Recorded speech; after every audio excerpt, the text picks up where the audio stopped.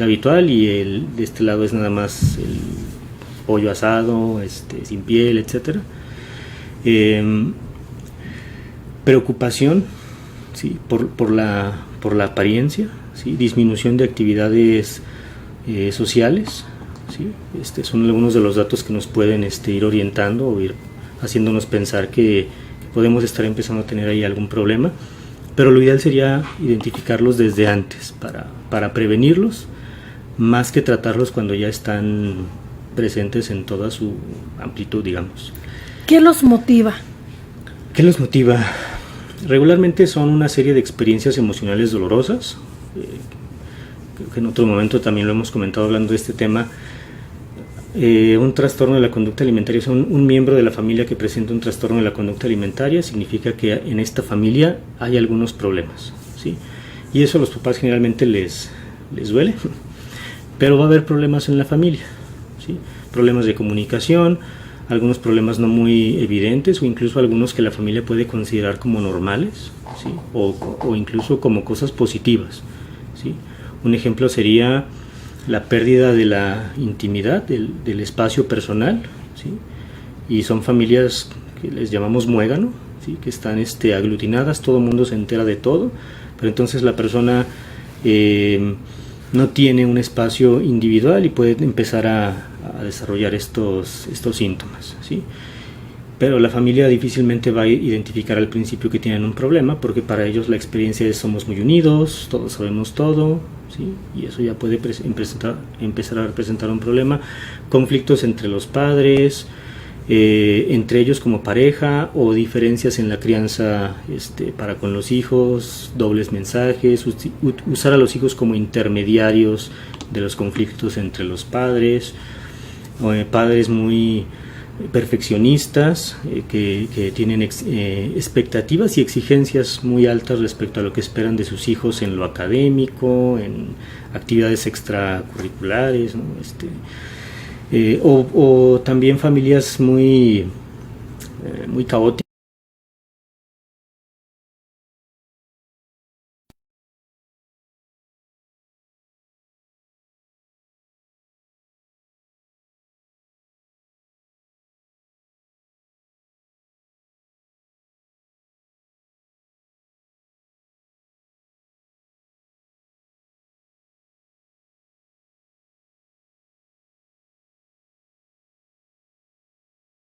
Definida, donde de repente entran más figuras aparte de los papás para dar indicaciones o poner límites. Entonces son muchas las circunstancias, ¿sí?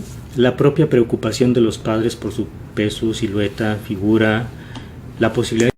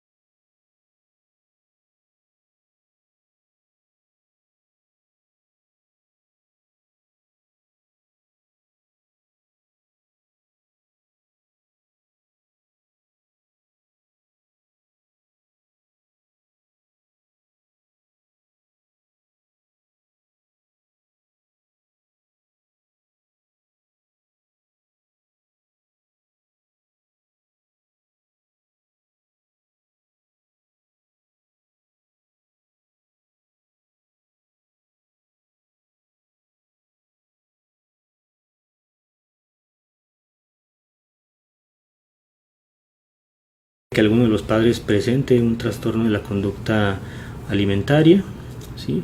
Eh,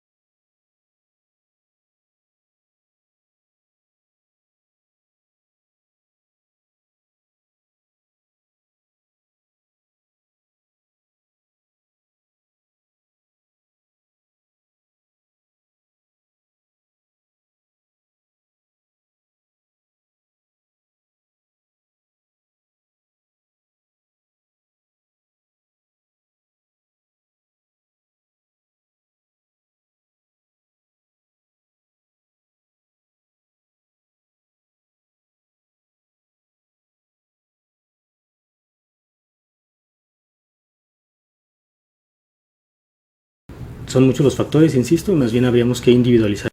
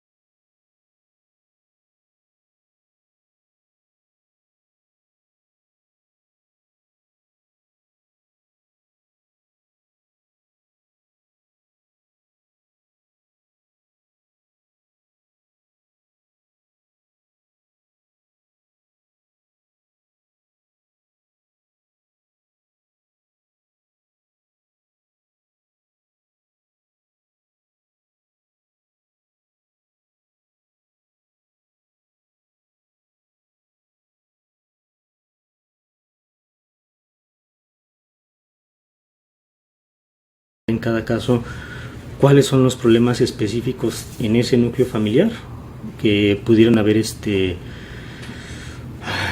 pues funcionado como factores de riesgo o como desencadenantes en su momento, para también trabajar específicamente en ellos.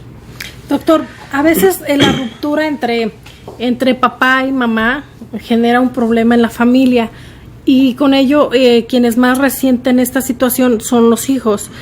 Se han visto casos en los que la pareja por alguna razón se separa o se divorcia y ambos, cada quien encuentra otras parejas y se recomienda o se dice, no sé usted como experto que nos pueda comentar, que es importante que no se relacione de inmediato al menor con otra, es decir, con la nueva novia o el nuevo novio de mamá, porque también eso los puede confundir y les puede generar una alteración en emociones.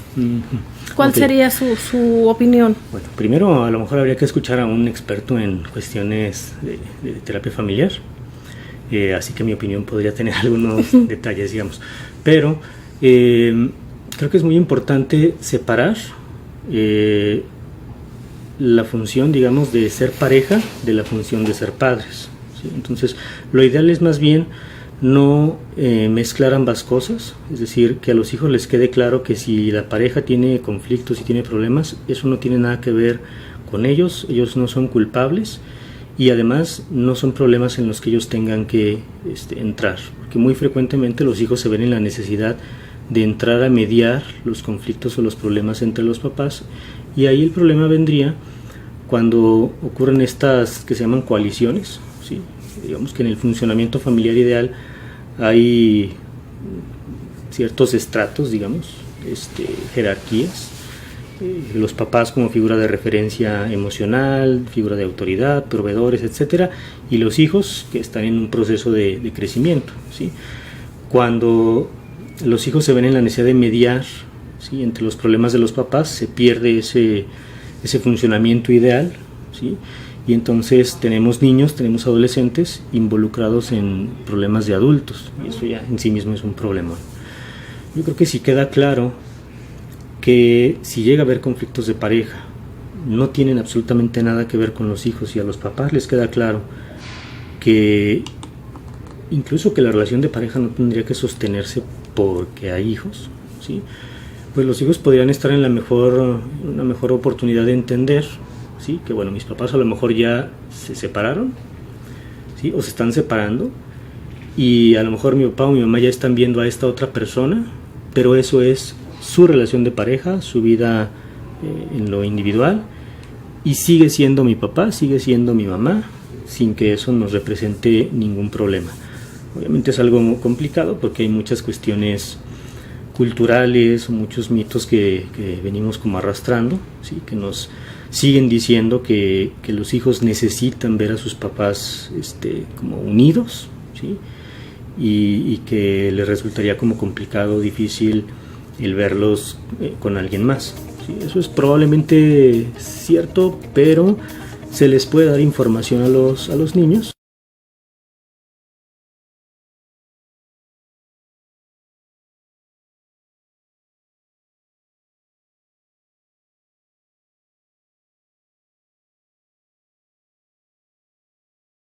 ¿sí? Tendríamos que ver qué edad tienen y qué tanta información ellos están solicitando, porque a veces queremos decirles cosas que ellos a lo mejor todavía no van a entender. De acuerdo a su edad. Sí, de acuerdo a su edad. Vamos a ir a una pausa, doctor, ya volvemos.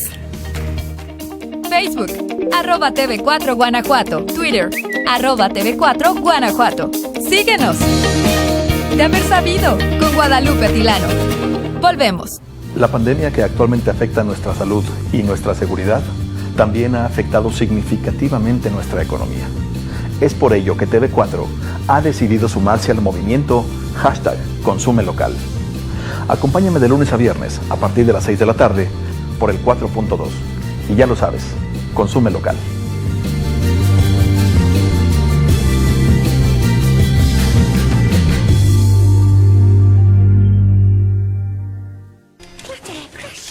Selma es una inmigrante en Estados Unidos. Las dificultades cotidianas y un desorden genético la llevarán a refugiarse en un mundo de ensueño y música.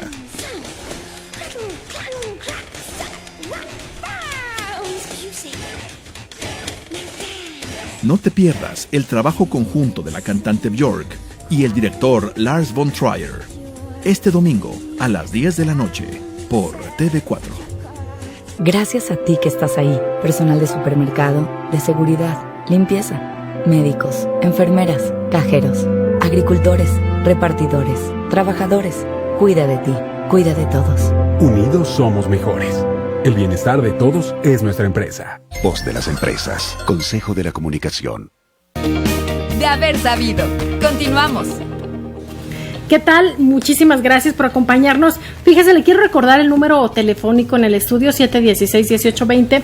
Si usted nos quiere llamar, con todo gusto, aquí se encuentra el doctor Fernando García, él es psiquiatra, y estamos abordando el tema de trastornos de la conducta alimentaria. ¿Sí lo dije bien, doctor? Sí, sí.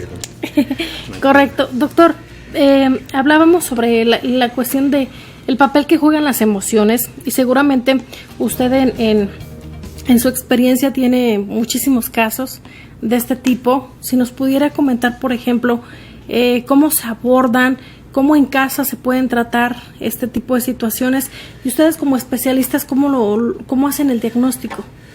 Bien, el diagnóstico es relativamente sencillo. Es prácticamente reunir unas cuantas características que vienen en algunos listados diagnósticos, pero eso no es tan importante. Realmente lo importante es conocer a la persona de manera más íntima, más profunda, porque en función a eso es a lo que vamos a dirigir estrategias específicas de tratamiento, incluso a veces independientemente del diagnóstico categórico, ¿sí?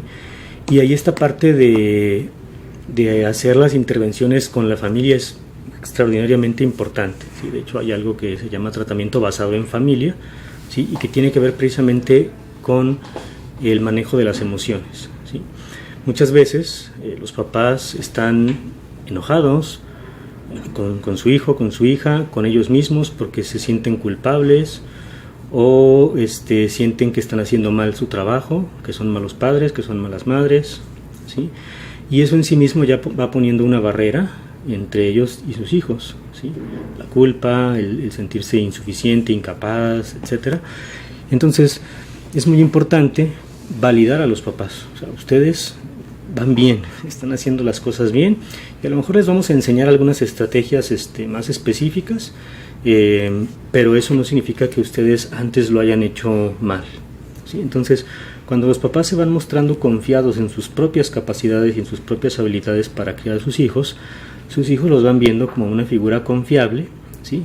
Esto es bien importante, ¿sí? Hablábamos de emociones y de conducta alimentaria y de alimentos, ¿sí? Entonces, cuando los hijos se ven en una situación estresante emocionalmente, que a lo mejor lo rebasa o lo sobrepasa, van a buscar una estrategia para aliviar o deshacerse o hacer a un lado esa experiencia emocional dolorosa, ¿sí? Pero si sus papás están ahí y se convierten en figuras estables, en figuras confiables, entonces van a ir dejando estas conductas desadaptativas, les llamamos, para recurrir a sus papás. Entonces mucho del trabajo que se hace es con los papás, ¿sí? O sea, ustedes primero vamos a conocer cómo expresan sus emociones, cómo se sienten ustedes, Y cuando los papás se van sintiendo mejor, cuando los papás van ganando habilidades, van ganando confianza, ¿sí? Entonces su hijo también va mejorando, ¿sí?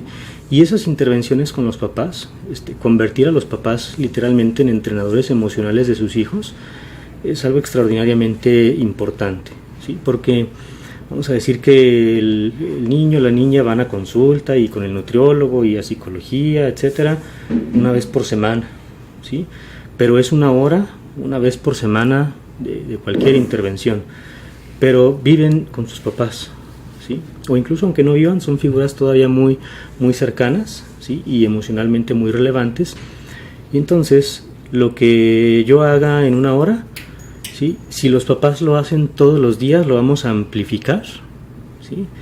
Y eso funciona bastante bien. Entonces mucho del trabajo realmente es con los papás, ¿sí? Se llega a dar el caso incluso de que por la misma enfermedad pues los hijos no quieren ir a consulta, ¿no? O sea, no me parece, no estoy de acuerdo, o van pero no participan, ¿sí?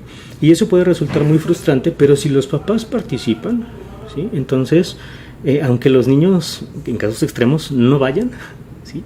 Y se empiezan a hacer algunos cambios en el manejo de emociones, en la comunicación en el hogar, entonces las cosas pueden mejorar, ¿sí? Incluso solo trabajando con los papás, eso es extraordinariamente importante. Sí, es como cuando una persona está enferma de cáncer o de alguna otra enfermedad, donde dice, es que si el familiar se enferma, el cuidador también, emocionalmente. Exactamente. Y también requiere de apoyo psicológico para tener una salud mental óptima. En el caso también de estos trastornos también se recomienda eso, el trabajo en equipo, es decir, apoyo a los papás y apoyo a quien está padeciendo, ¿cómo se diría? Sí, padeciendo este episodio. Sí, totalmente. De hecho, es lo que está demostrado que mejor funciona, ¿sí? Incluso más que internamientos y ese tipo de cosas que luego se promocionan mucho, pero que implican una separación, o sea, el hijo o la niña está encerrada, internada, y los papás están por acá y a lo mejor hay una visita o trajes familiares o cosas por el estilo, pero se pierde la comunicación y la convivencia en el mundo real, ¿sí? Entonces, las hospitalizaciones para trastornos de la conducta alimentaria sí tienen algunas recomendaciones muy específicas cuando hay algunos riesgos, riesgo de suicidio, por ejemplo, ¿sí? O alteraciones metabólicas, desnutrición importante, pero en general lo ideal es que el tratamiento se haga en casa con la participación activa de la familia, ¿sí? De los papás predominantemente, y eso, insisto, es lo que mejores resultados tiene, ¿sí? A veces a los papás les resulta doloroso porque se pueden ver un poco confrontados con algunos pensamientos o ideas sobre la crianza que ya tenían previamente, pero funciona, ¿sí? Y eso es muy, muy importante. Y es que a veces como padres no estamos preparados para ser padres.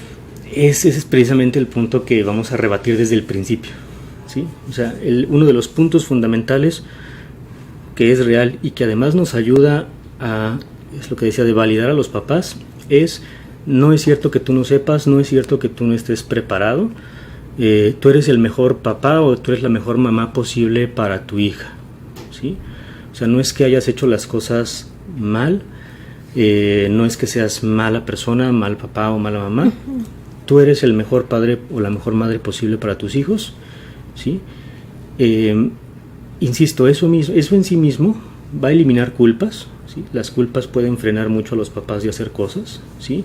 Y les va a permitir participar más directamente. Entonces, creo que es más bien conveniente quitar esta idea de es que no estoy preparado, es que nadie me enseñó, es que no sé qué. No, es que tú eres el mejor padre posible, la mejor mamá posible para tu hija, ¿sí? Y a lo mejor vamos a afinar algunos detalles, a enseñarte algunas estrategias, etcétera, pero tú eres quien mejor lo puede hacer, ¿sí? ¿Y cómo forjarnos esa idea? Porque a mí me pasa en la que solo tengo una hija, doctor, pero a veces digo, bueno, ¿actué bien o actué mal? Porque ahora ya los niños te contestan. aunque estén pequeñitos, ya te contestan, ya te cuestionan y te hacen reflexionar. Entonces llega el momento en que dices, a ver, ¿lo dije de buena manera o cómo lo sintió mi hija? Okay. Y yo creo que acá, conforme, yo no sé, pero creo que conforme va avanzando la edad, principalmente en la adolescencia, creo que puede ser más complicado. Yo creo que un punto fundamental es, primero, quitar los juicios de valor. O sea, lo hice bien, lo hice mal. Muy bien, ¿sí? Doctor, a ver, ya está la terapia, toda la que da. Vamos a fijarnos objetivos. O sea, quiero enseñarle a mi hijo estos valores, o creo que eliminar estas conductas de inducción del vómito, etcétera, pues es favorable. Entonces, mi objetivo es ese. Y lo que voy a hacer no lo voy a calificar como bueno o malo, sino lo voy a calificar si me es útil o no, o es congruente o no con mis objetivos y con mis valores, ¿sí?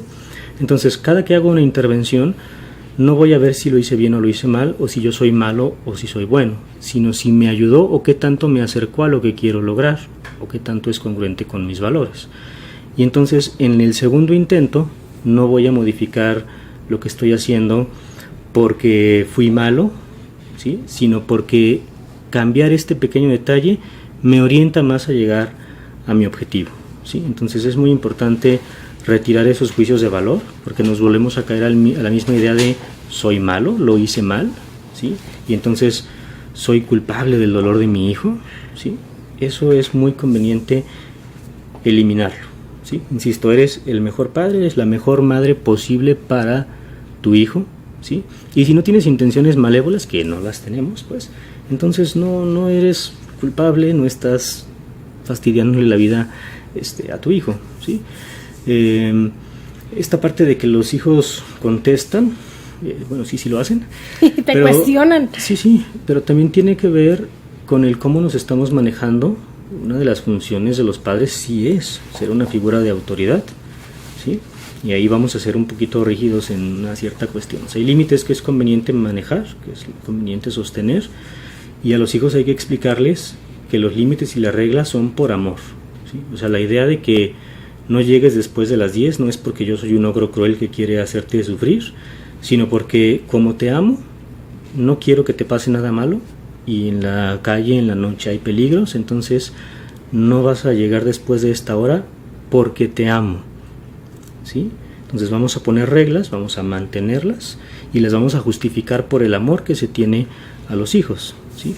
Pero además es conveniente mantenernos constantes y consistentes. Es decir, la hora de llegada es a las 10, y si estoy de buen humor, si estoy de mal humor, si me enfermé o no me enfermé, la hora de llegada sigue siendo a las 10. Misma. ¿Sí? Porque luego, pues es que nos agarran de buenas. Sí, entonces sí, un poquito más tarde, pero entonces vamos siendo inconstantes, vamos siendo inconsistentes, y eso genera un ambiente de incertidumbre para los hijos, porque no saben bien qué esperar, y además se presta a la manipulación y al chantaje, ¿sí? Porque en esta comunicación emocional que tenemos todo el tiempo, ¿sí? Pues los hijos también van a ver, mi mamá está más flexible ahorita en cuanto a esto, y entonces me acerco en este momento, y ahorita que la veo más enojada, ahorita mejor no le digo nada, ¿sí? Y eso se va prestando ya a chantajes emocionales, que a final de cuentas lo que hacen es como perpetuar otros conflictos a futuro, porque van a hacer cosas que luego nos vamos a echar en cara, etcétera, etcétera. Entonces, reglas claras, constancia y consistencia, y justificar las reglas por el amor que se tiene a los hijos. ¿Sí? Importante, mucho que aprender del doctor Fernando García. Vamos a ir a una pausa, por favor no le cambie. Estamos hablando sobre los trastornos de la conducta alimentaria y todo lo que juega alrededor, las emociones y más en este aislamiento necesario por el COVID-19. Ya volvemos. Facebook, @TV4 Guanajuato. Twitter, @TV4 Guanajuato. Síguenos. De haber sabido, con Guadalupe Tilano. Volvemos.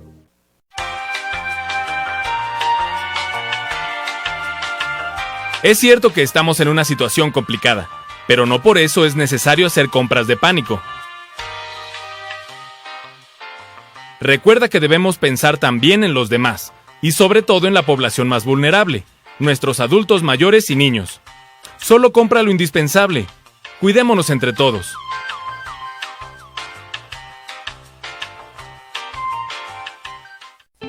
Me pondré un cubrebocas. Si tienes que hacerlo, hazlo bien. Lava tus manos al ponerlo y al quitarlo. Tómalo por los resortes y ponlo en la oreja cubriendo bien nariz y boca con el filtro. Nunca lo pongas sobre el cuello o el pelo. Cámbialo cuando esté húmedo, quitándolo por los resortes y deséchalo dentro de una bolsa cerrada. Cuando lo uses, sigue las reglas de higiene y prevención.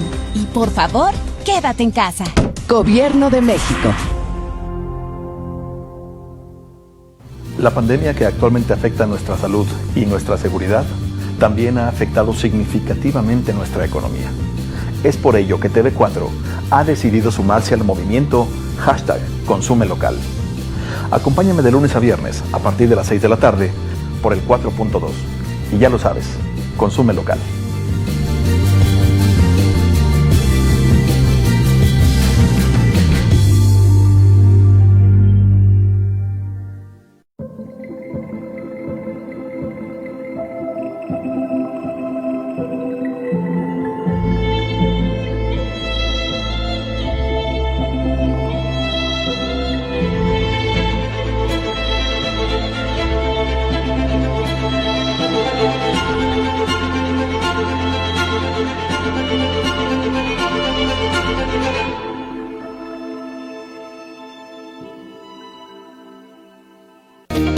De haber sabido.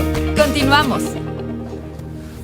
Le recuerdo el número en el estudio 716-1820 y también las redes sociales @de haber sabido TV4. Ahí usted puede comunicarse con nosotros. Doctor, ¿usted en qué redes sociales lo encontramos y qué teléfono? Me pueden contactar al 477-2315-707. Me pueden encontrar en mi página de Facebook, que es TCA León GTO de Guanajuato, o Fernando García, psiquiatra especialista en trastornos. Está medio largo. Me pueden encontrar en esas dos. También tengo un Twitter, pero está medio inactivo casi. Es que sabemos la carga de trabajo no es fácil. Pero principalmente por esos dos medios. Ahorita en línea da consultas por eso de que hay que quedarse en casa. Cuando es posible, sí hacemos la atención en línea.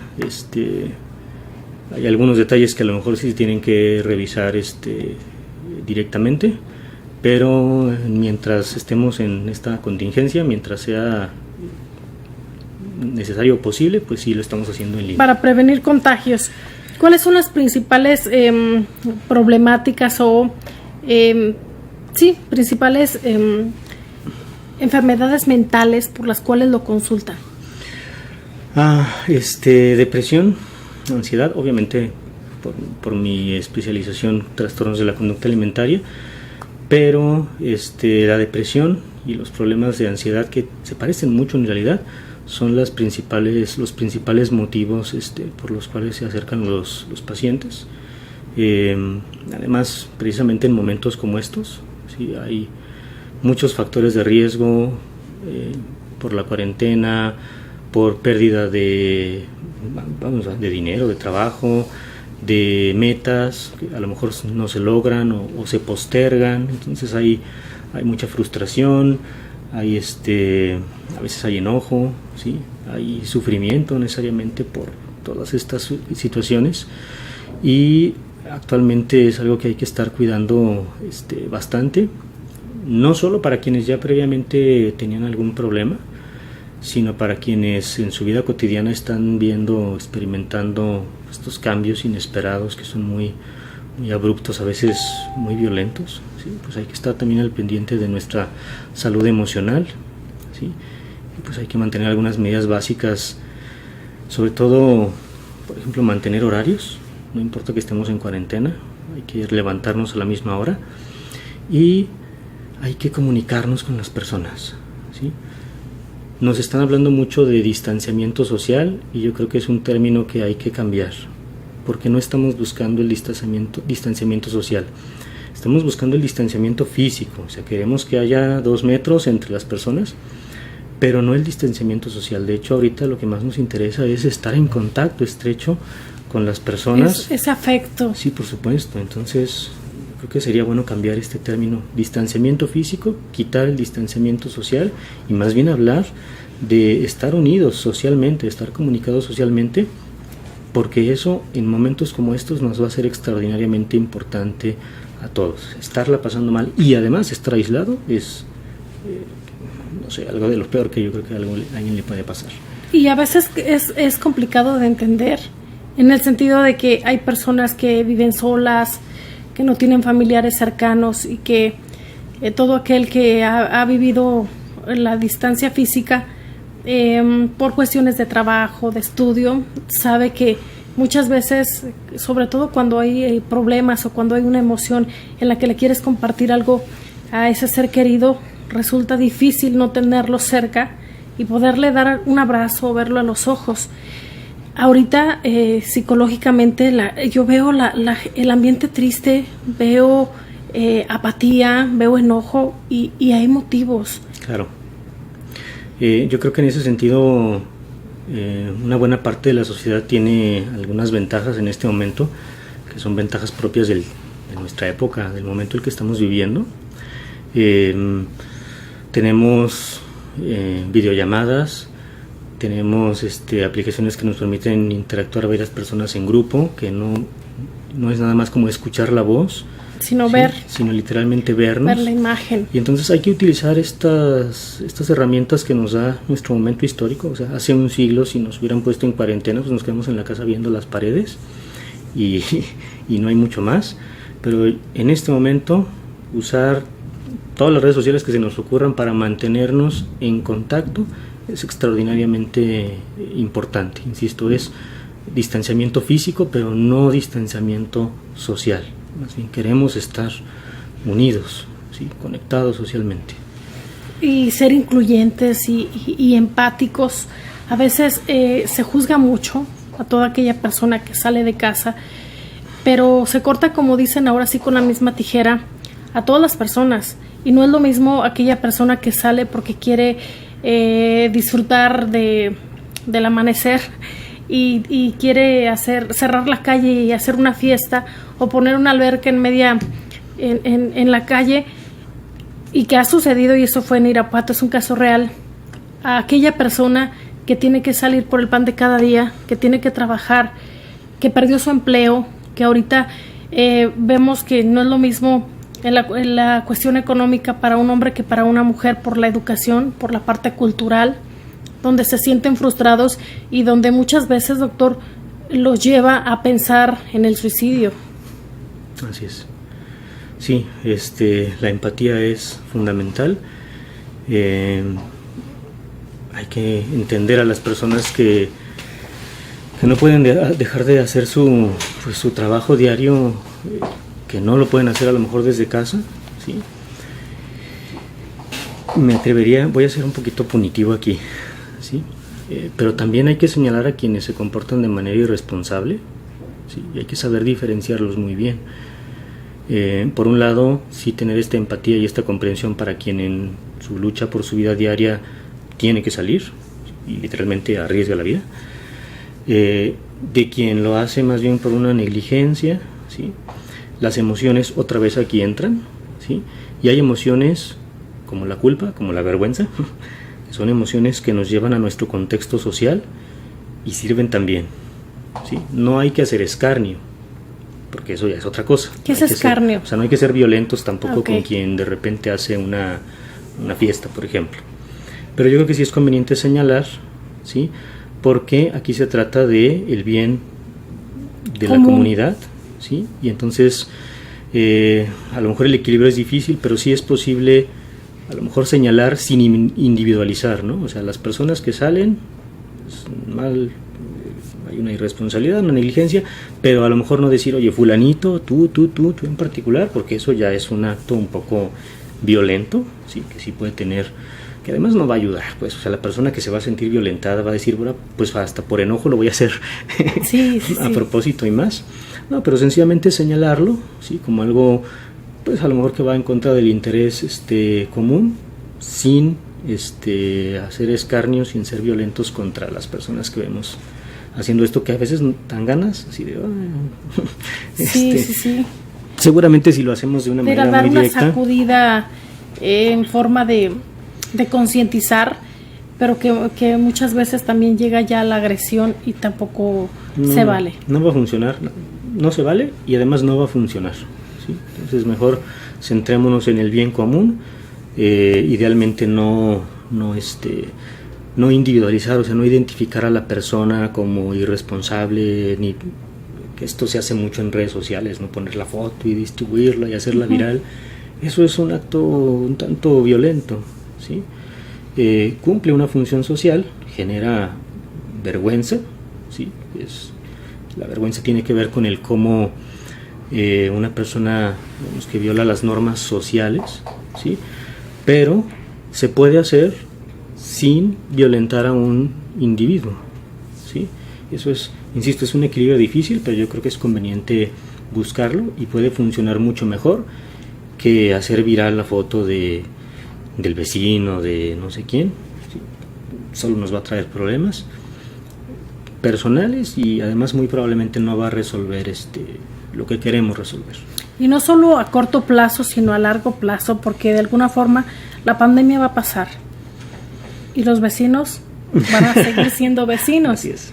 Y se van a acordar que en una situación como esta, cómo se portó, si fue condescendiente, si fue de forma educada y te hizo entender las cosas o el peligro o lo que representa, o llegó con la espada desenvainada y cortó cabeza. Exactamente. Sí, y eso lo hacemos muy seguido, traer nuestras espadas. Si eso lo aterrizamos al tema de hoy, doctor, al manejo de emociones, la cuestión de reducir la ansiedad que también nos genera el que comamos o dejemos de comer, cada quien maneja de diferente forma, pero yo he visto ahorita y he visto en redes sociales que incluso se ha alterado hasta el ciclo del sueño, la gente tiene más insomnio por diversos motivos, muchos se deben también a la situación que se vive de la pandemia, que tienen miedo de morir o que sus familiares mueran y que de alguna forma el estar en casa, pues van al refrigerador, está la cocina, lo que hacen es como comer, como bien usted lo decía, para saciar algo, como para cubrir una necesidad.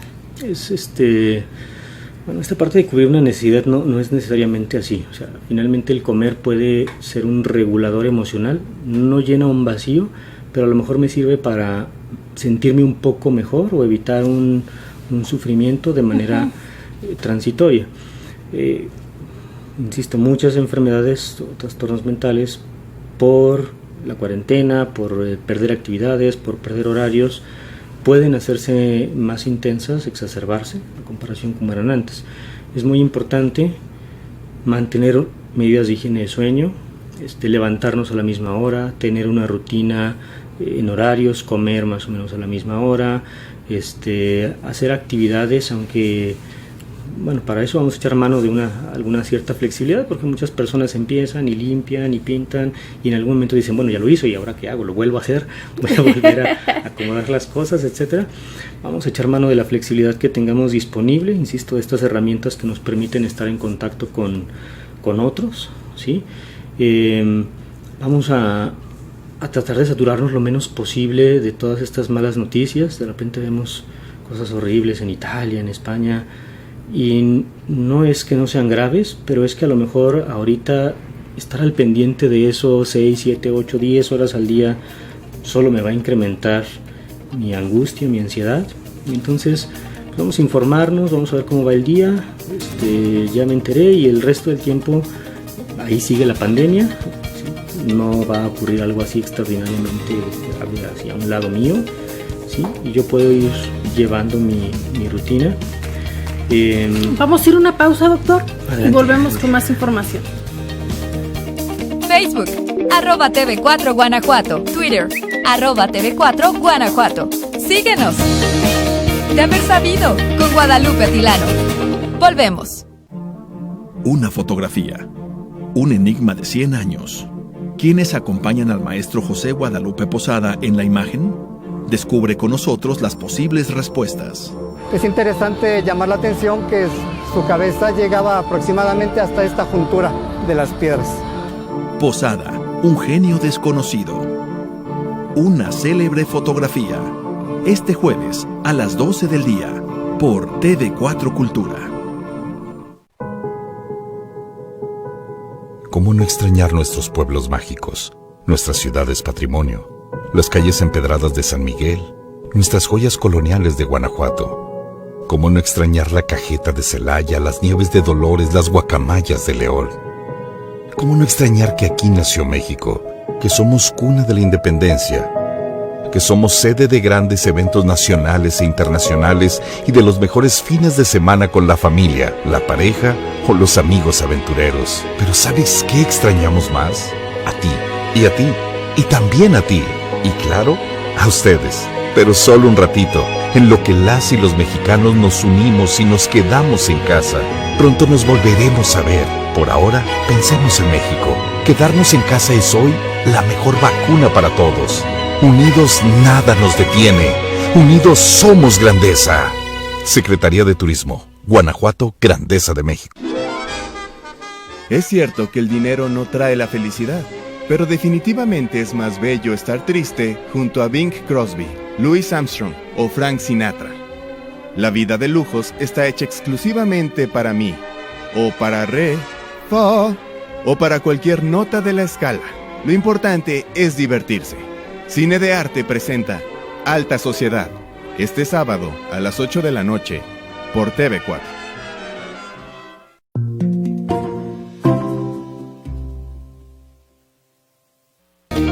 De haber sabido. Continuamos. Y estamos abordando el tema de los trastornos alimentarios, de la conducta alimentaria, ¿verdad, doctor? Y yo leí que había múltiples factores que generan este tipo de conductas. Entre ellos está el contexto familiar, doctor. También está el contexto sociocultural. ¿Nos podemos adentrar en cada uno de ellos, por favor? Del contexto familiar ya hemos hablado un poco. Creo que valdría la pena ampliarnos en la cuestión cultural, mencionarlo de pasada y a lo mejor enfocarnos más en las cuestiones individuales, ¿sí? De la propia personalidad de quien desarrolla alguna de estas enfermedades.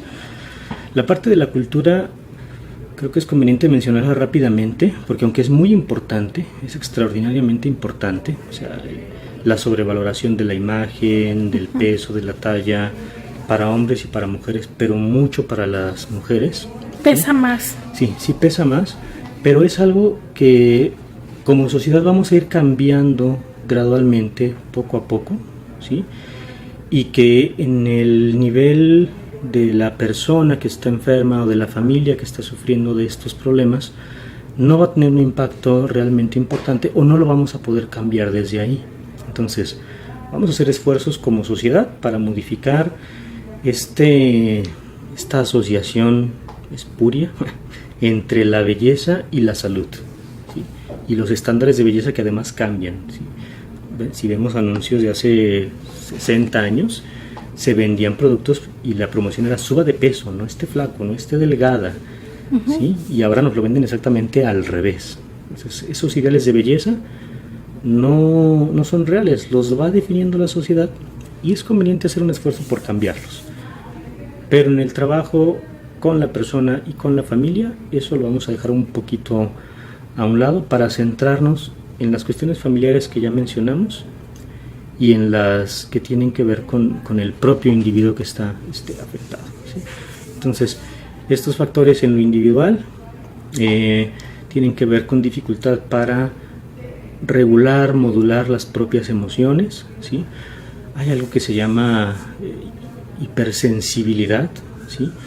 Que es real y tendemos a estigmatizarla, ¿sí? O sea, cuando vamos al cine y vemos que se unen del barco y se ahoga el muchacho, la mayoría de las personas pues lo vemos y decimos, pues qué triste, es una película, etcétera, pero vemos algunas personas que están en el llanto, ¿sí?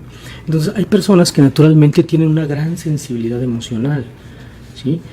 Y esa sensibilidad emocional las puede aislar, ¿sí? Es algo que puede ser muy útil, porque son personas que son muy capaces de identificar las emociones de los demás, pero también las viven de manera muy intensa, ¿sí? Entonces las personas alrededor lo ven y dicen, ¿qué te pasa? Eres muy teatral, eres muy histriónico, eres muy exagerado. Sí. Entonces la persona va sintiendo un poco de vergüenza, ¿sí?, de esta expresión emocional y de esta experiencia emocional tan intensa, y se va aislando, ¿sí? Quiere evitar sentir esas emociones tan intensas, y una forma de hacerlo es, por ejemplo, empezar a centrar su atención en el peso, en la talla, en las calorías que tienen los alimentos, ¿sí? Entonces, una hipersensibilidad emocional, una gran capacidad para identificar detalles pequeños, una dificultad para regular estas emociones, perfeccionismo, ¿sí? Una tendencia a fijarse que las cosas queden detalle a detalle, impecables, ¿sí? Que a veces se invierte más tiempo en hacer que en el resultado objetivo, ¿sí? Es una obsesividad, se llama, ¿sí? Digamos que son de los elementos más importantes que vamos a encontrar en estas personas, y son aspectos sobre los cuales es conveniente trabajar en lo individual, sin calificarlos como defectos o como algo malo, ¿sí? O sea, esta hipersensibilidad emocional te serviría para ser un excelente psicólogo o psicóloga, por ejemplo, ¿sí? O sea, identificar la emoción de quien está a tu lado. La minuciosidad del perfeccionismo en el área laboral te puede resultar extraordinariamente favorable, puede ser muy productivo, puede ser muy competitivo, ¿sí? Pero aquí en estas otras áreas, en la convivencia familiar, la regulación de tus emociones, a lo mejor no es tan buena idea, ¿sí? Pero no es algo a arrancar o a tirar a la basura. Creo que esos serían como los principales detalles en lo individual que cuentan para desarrollar y mantener alguno de estas enfermedades. Sí, doctor, si bien lo mencionaba usted, la parte de las causas individuales, también decía en este documento que era importante abordar los desafíos de la adolescencia. ¿A qué se están enfrentando? Porque si bien las dinámicas cambian con el paso del tiempo, las generaciones actuales traen otra mentalidad, otro chip, otra forma de vida. ¿Qué decir? Los cambios, el cambiar de escuela, el terminar una relación de pareja, cualquier cambio, y los cambios propios que se van presentando, los retos propios de la vida por edad, van representando oportunidades o bien que desencadenan la enfermedad, o bien que pueden favorecer un empeoramiento o una recaída cuando ya haya una mejoría. Pero eso también tiene que ver con las experiencias emocionales. O sea, cada reto, cada cambio nos genera un poco de temor. No sé si voy a poder, o creo que no voy a poder, ¿sí? Es que en la secundaria ya dicen que es más difícil, o en la prepa, o por la cuestión académica, por las relaciones con otros. Y entonces, de fondo lo que está es otra vez este intento de protegernos emocionalmente, ¿sí? O sea, creo que no puedo, ¿sí? Tengo una idea devaluada de mí mismo, y este cambio de escuela, terminación de relación de pareja, me resulta doloroso y no quiero avanzar porque creo que me va a doler, ¿sí? Entonces, esos detalles en lo individual es muy importante reconocerlos. Los reconocemos en retrospectiva cuando ya ocurrieron, cuando ya generaron algún problema, pero conforme vamos avanzando nos vamos haciendo más hábiles en identificar cuando ya viene, y entonces prepararme para afrontar y resolver, ¿sí? De fondo también hay una cuestión emocional. Y para quienes nos acaban de sintonizar en este momento, si podemos mencionar nuevamente, doctor, la parte fundamental que juega los padres de familia y la atención también, ya sea psicológica o psiquiátrica. El tratamiento es multidisciplinario. Hay algunas intervenciones que corresponden a una psicoterapia. Necesariamente también hay una evaluación nutricional y un seguimiento nutricional, y la parte, digamos, médica. Lo ideal es que haya un trabajo en equipo, y es extraordinariamente importante incluir y trabajar directamente con los papás. O sea, los papás son los mejores entrenadores emocionales de sus hijos, aunque al principio no se la crean, ¿sí? Al principio tengan dudas de sus capacidades. Insisto, usted que nos escucha, usted es el mejor padre posible para su hijo y usted es la mejor madre posible para su hijo. Y seguramente ya sabe hacer muchas cosas, pero a lo mejor no está totalmente consciente y le falta como aprender a aplicarlo en otros contextos, ¿sí? No sé si nos alcanza el tiempo para dar un ejemplo, ¿sí? Ajá, ¿cuánto tiempo tenemos? Si nos pueden decir, ahorita que nos comenten cuánto tiempo nos queda, si nos puede dar el ejemplo. Viene a la mente no sé, un padre de familia que se dedica a las ventas, ¿sí? Y entonces una persona que convive con clientes que pueden ser exigentes, pueden tener exigencias muy elevadas, etcétera. Y entonces esta persona como vendedor tiene habilidades que le permiten manejar a su cliente, convencerlo, satisfacer sus necesidades, ¿sí? Son habilidades sociales, a lo mejor incluso por arriba del promedio, pero llegan a su casa y ven a su hijo y dicen, ¿y ahora qué hago? ¿No? O sea, es que no sé, me equivoco, me va a salir mal, ya me salió mal, pero fíjate que ya sabes hacer esto, ¿sí? Ya tienes estas habilidades de identificar lo que tu cliente requiere, a lo mejor incluso ahí de identificar su emoción y de ofrecerle cosas de acuerdo a eso, y entonces nada más te hace falta trasladar esto hacia tus estrategias de crianza, pero no es que tengas que aprender de cero, más bien es reconocer tus propias habilidades, a lo mejor sí aprender algunas nuevas, ¿sí? Pero sobre todo identificar las que ya tienes. Eso alivia mucho, o sea, ay, sí es cierto, sí puedo, sí soy capaz, y ya nos facilita llegar con más confianza con los hijos, con los que de repente llegamos así como que, ay, me da miedo, me reclama, me voy a equivocar, soy responsable de su dolor, ¿sí? Entonces vamos a validar a los papás, ¿sí? Sin mentir, ¿sí? Son los mejores padres posibles, y ya con eso podemos trabajar bastante por el bienestar de sus hijos y por el personal de los papás en lo individual. ¿Qué opina, doctor, de la palabra nuestro hijo, nuestro espejo o algo así? Es muy real, es muy real. También hay que saber utilizarlo, porque a veces pues vemos así como que el hijo no nos convence cómo va y luego decimos, pues es mi reflejo, y entonces digo, ay, otra vez me regreso a la devaluación, a la culpa, etcétera, etcétera. Finalmente, los hijos son ciertamente espejos de los padres, pero también es cierto que todos nos podemos espejear, ¿sí? Todos constantemente vemos las expresiones de los demás, ¿sí? Y eso mismo lo podemos utilizar como una estrategia de tratamiento, ¿sí? Porque si estoy viendo esto en mi hijo y lo identifico conmigo, entonces lo trabajo en mí y ya se lo regreso a mi hijo, ¿sí? Entonces, no es buscarle el lado positivo a las cosas, sino más bien verlo de una manera más realista, y generalmente es mucho menos trágico de como lo imaginamos. Muchísimas gracias, doctor, por su tiempo. Les agradezco mucho la oportunidad.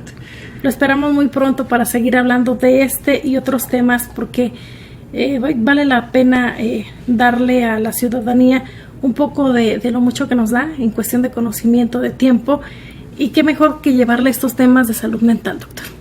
En este momento creo que es particularmente importante, además.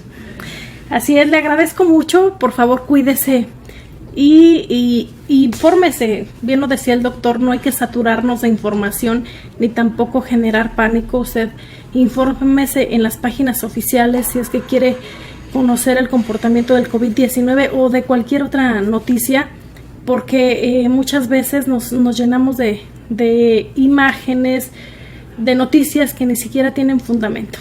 Cuídese mucho, le mando un abrazo virtual.